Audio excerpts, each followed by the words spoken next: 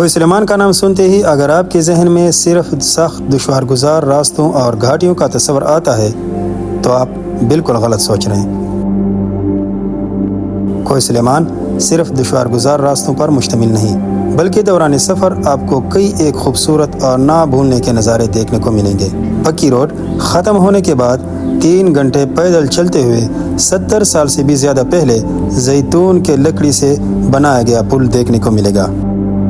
اس پل کو یہاں کے 2 مقامی باشندوں نے اپنی مدد آپ کے تحت بنایا تھا۔ اس پل کے بنانے سے تقریباً آدھے گھنٹے کا سفر کم ہو جاتا ہے۔ اس پل پر سے گزر کر پہلی پڑاؤ تورا تیرا نامی گاؤں ہے۔ اس سرسبز گاؤں کو چاروں طرف سے پہاڑوں نے گھیرا ہوا ہے۔ صبح کا نظارہ قابل دید ہوتا ہے۔ مزید 2 گھنٹے یا متبادل راستے سے 3 گھنٹے تورا تیرا گاؤں کے بعد تبک نامی دشوار گزار راستے سے گزر کر کوہ سلیمان یا تخت سلیمان کے دامن میں واقع آخری پڑاؤ غشکر، پونگا اور گڑبن نامی 3 گاؤں آتے ہیں۔ گڑبن اور غشکر کے درمیان ایک سرسبز میدان ہے جہاں ان دونوں گاؤں کے رہائشی سہپہر کے وقت والی بال کھیلتے ہیں۔ ہم نے بھی گاؤں والوں کے ساتھ اس پرفضا مقام پر والی بال کا دوستانہ میچ کھیلا۔ گاؤں غشکر انتہائی خوبصورت ہے، ہر طرف چلغوزوں کے گھنے جنگل ہے۔ یاد رہے، اگر آپ ویڈیوگرافر ہیں یا فوٹوگرافر ہیں تو اگست کے مہینے سے پہلے یا بعد میں جائیں، کیونکہ ہر طرف دھند ہونے کی وجہ سے آپ کی ویڈیو اور تصویروں میں یہ خوبصورت جولائی 2024 کی جب ہم دوست نے کوہ سلیمان جانے کا ارادہ کیا، سپیر کو درازندہ سے N50 روڈ پر موٹر سائیکلوں پر تقریباً 8 کلومیٹر جاتے ہوئے راغسر کوہ سلیمان روڈ پر مڑے۔ مزید 7 کلومیٹر جاتے ہوئے راغسر ترئی پکنک پوائنٹ میں گلزمان کے حجرے میں موٹر سائیکل کھڑی کرنے کے بعد گروپ لیڈر زردان شاہ نے تمام گروپ ممبرز میں کھانے پینے کی اشیاء برابر تقسیم کر کے چلنے کا آرڈر دیا۔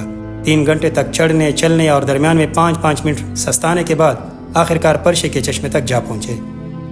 وہاں وضو، نماز اور قہوہ پینے کے بعد دوبارہ چلنے کا ارادہ کیا۔ مزید 1 گھنٹہ چلنے اور اندھیرا چھا جانے کے ساتھ ہی تورا تیرا نامی پہلی پڑاؤ تک پہنچ گئے۔ پہنچتے ہی میزبان نے لسی پیش کی۔ لسی پیتے ہی ہم سالن بنانے میں لگ گئے۔ کھانے اور نماز سے فارغ ہوتے ہی تکن سے چور تمام دوستوں نے سونے کا ارادہ کیا۔ صبح نماز اور ناشتے سے فارغ ہونے کے بعد وہاں تالاب میں سٹور کیے ہوئے بارش کے پانی سے بوتلیں بھرتے ہی اپنی منزل گاؤں غشکر کی طرف روانہ ہوئے۔ تبک نامی راستے سے ہوتے ہوئے 1 گھنٹے بعد جو ہی غشکر کی آبادی نظر آئی تو سب کی جان میں جان آ گئی۔ پہاڑوں پہ چھائی ہوئی دھند، ٹھنڈی ہوائیں، گھنے جنگل، بھیڑ بکریوں کے گلے میں بندی، گھنٹیوں کی آوازیں اور گاؤں کے کچے مکانات سے گزرتے ہوئے عجیب سی کیفیت محسوس ہوئی۔ خیر، گاؤں میں چلتے چلتے دوست کے حجر تک پہنچ گئے۔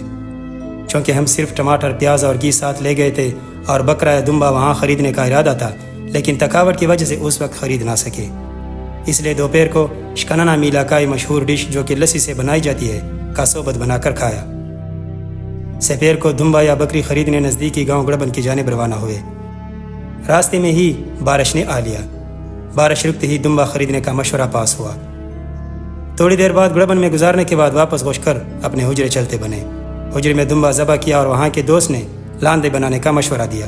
لاندے بنانے کے لیے دمبے کے پیٹ سے جگر اور فضلات نکال کر پائپ یا لکڑی آر پار گزار کر بمائے کال تقریباً آدھے سے 1 گھنٹے تک آگ کے اوپر رکھا جاتا ہے۔ کال مکمل طور پر جل جانے کے بعد گرم پانی سے صاف کر کے گوشت کو ٹکڑے میں کاٹ کر نمک مرچ لگایا تاکہ خراب نہ ہونے پائے۔ پہلی رات کو دمبے کے جگر سے سالن بنایا۔ کھانے کے بعد تمام دوست لڈو کھیلنے میں مصروف ہو گئے۔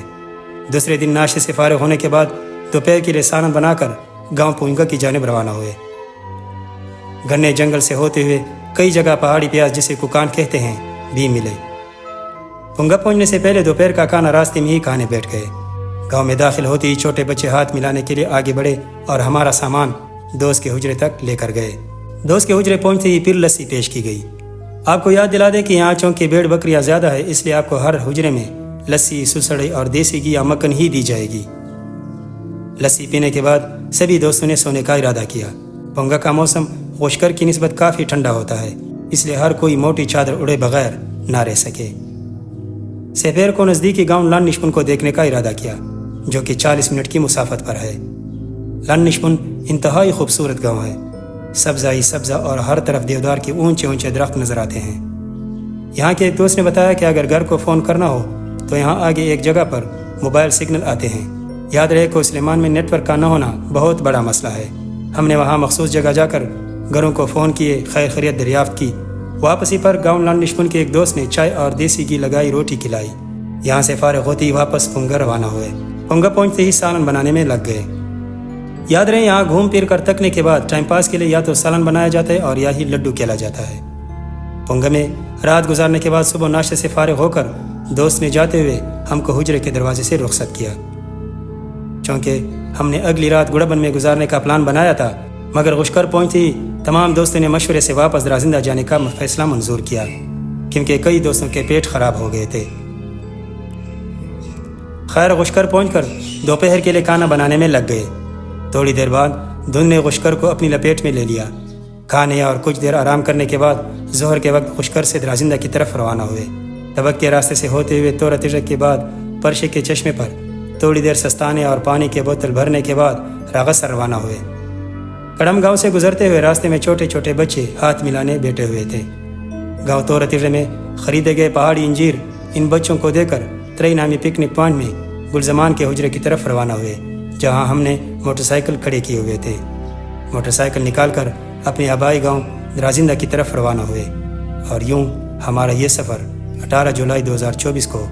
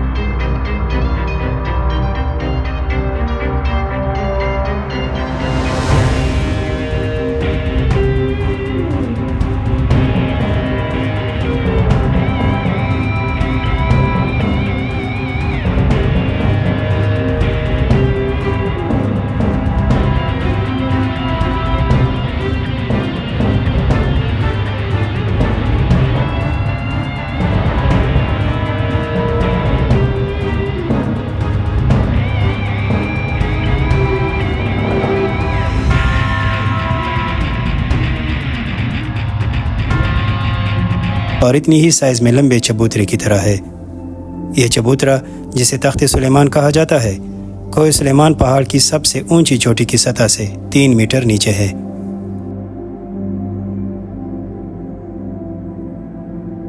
یہاں آنے والے اکثر سیاح اس تخت کو اترتے ہیں۔ اترنے کے لیے باقاعدہ کوئی سیڑھی یا سہارا تو موجود نہیں، البتہ ہاتھ پاؤں رکھنے کے لیے یہاں آنے والوں نے تھوڑی بہت محنت کر کے جگہ بنائی ہے، جس پر ہاتھ پاؤں رکھ کر اترنا پڑتا ہے۔ کیمرے میں تو بظاہر اترنا آسان نظر آتا ہے، مگر سامنے دیکھ کر سر چکرا جاتا ہے، کیونکہ یہ کوہ سلیمان پہاڑی سلسلے کی سب سے اونچی چوٹی پر واقع ہے، جہاں سے نیچے اکثر اوقات میں صرف بادل ہی نظر آتے ہیں۔ اسی وجہ سے کئی سیاح اترے بغیر واپس چلے جاتے ہیں۔ مقامی لوگوں کے بقول اس تخت کو تخت سلیمان اس لیے کہا جاتا ہے کہ جب حضرت سلیمان علیہ السلام یہاں سے گزر رہے تھے تو کچھ دیر آرام فرمایا تھا، اور اسی وجہ سے اس کو تخت سلیمان کہا جاتا ہے۔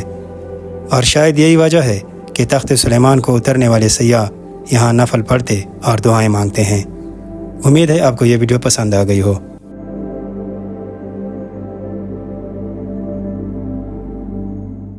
کو سلیمان میں سیاحوں کو درپیش یہ دو بڑے بنیادی مسائل جس کی وجہ سے اکثر سیاح یہاں آنے سے کتراتے ہیں، اور یہی وجہ ہے کہ یہاں سیاحت کو فروغ نہیں مل پا رہا۔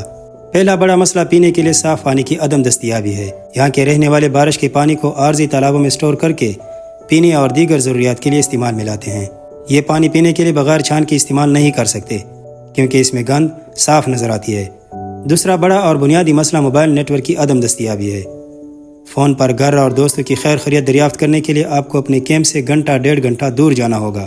یہاں بھی پورے سگنل نہیں آتے، البتہ کافی انتظار کے بعد موبائل پر بات ہو پاتی ہے۔ اگر کوئی سلیمان میں رہنے اور سیر کی غرض سے آنے والوں کو درپیش یہ دو بڑے بنیادی مسائل حل کر دیے جائیں تو سینکڑوں کی بجائے ہزاروں سیاح یہاں آنا شروع ہو جائیں گے، جس کی وجہ سے علاقے کے کاروبار پر بہت اچھا اثر پڑے گا۔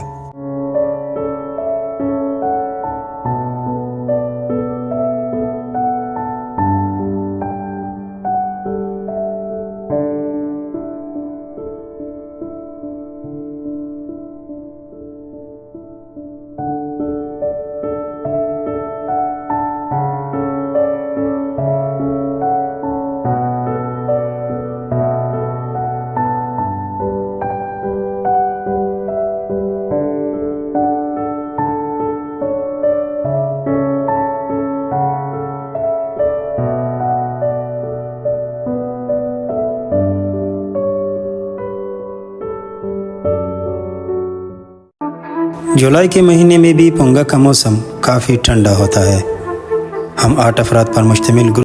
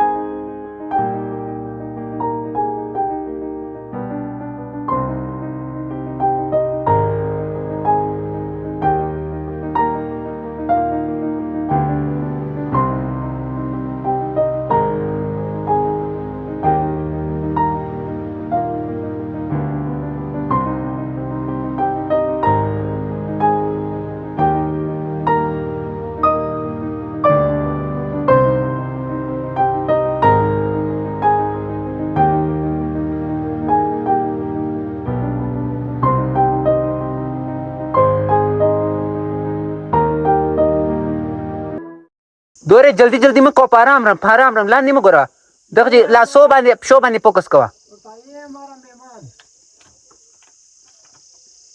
بسم الله الرحمن الرحیم. لاندې ته پښو باندې داسې پښې دی مضبوط یاره پښه مضبوطه لګوه که نه بس دومره لوړ لاس مه دقوه صرف لاس کښېنولی سې داسې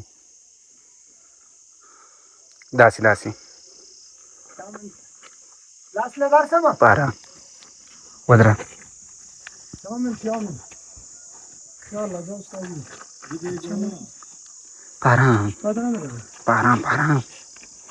پارام انشاءالله را ورسېږي. یو منټ بس دغه لار چې کومه ده دغه ته د ټاپ ولا لار دغه سخته ګرانه ده. دلته په لابو شپو راځي او دلته به ډېر سامان نه سره وړئ. انتهایي څنګه ده دې خواته واچوه او ډېره خطرناکه ده. یاره واپسې دغه لار به او بل راځو او پسې بل راځو دا شارټ کټ واپسې بیا کوزیدان ثانی نه تاسو نه منل کوټې وال دی نور بام وروته کوټې وال دورې زرا وختم خود. میرا تو مشورہ یہ ہے کہ آپ غلطی نہ کریں اس راستے سے. اللہ کا فضل کرم تھا کوئی ہاتھ کی دین تھی کہ आ गया हूँ, लेकिन मेरे पाँव कांप रहे हैं और जो फीलिंग्स है मैं आपको बता नहीं सकता हूँ कि किस तरह मेरी फटी हुई है।